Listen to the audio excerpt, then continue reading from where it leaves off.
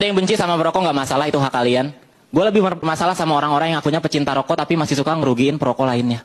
Misalnya dalam kasus pencurian korek. Kayak waktu itu gue pernah diajak nongkrong sama teman-teman gue. Pas nongkrong gue ngeluarin rokok sama korek. Terus ada satu orang teman gue yang cuma ngeluarin rokoknya doang. Di situ perasaan gue udah nggak enak tuh. Dan bener aja gitu, gue diajakin ngobrol sampai gue lengah. Pas gue udah mau balik, gue baru sadar nih korek gue hilang kemana. Perasaan tadi di atas meja dah. Apa jatuh ke kolong ya? Itu gue cari-cari nggak ada. Gue miss call nggak aktif. Gue mau nanya temen gue juga nggak enak, takut tersinggung ya kan. Masa cuma gara-gara korek doang kami berantem sih?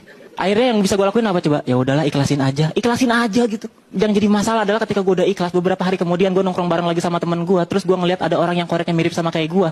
Kan gue jadi curiga ya. Korek kayak kenal nih. Terus di situ dia baru ngaku gitu, sorry Wan, kemarin koreknya kebawa, kirain punya gue. Habis pas gue pegang-pegang rasanya sama lah.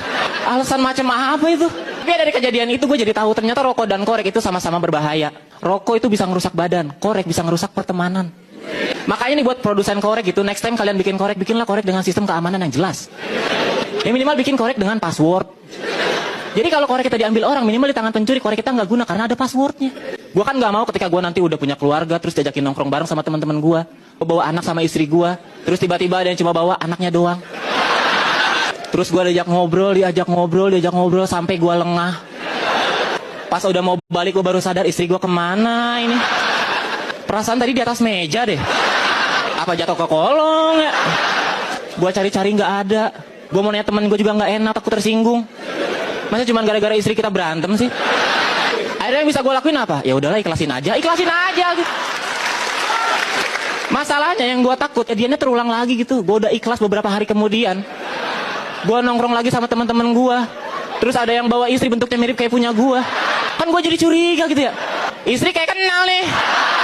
Terus di situ dia baru ngaku gitu. Sorry Wan, kemarin istrinya kebawa. Abis pas gue pegang-pegang rasanya sama.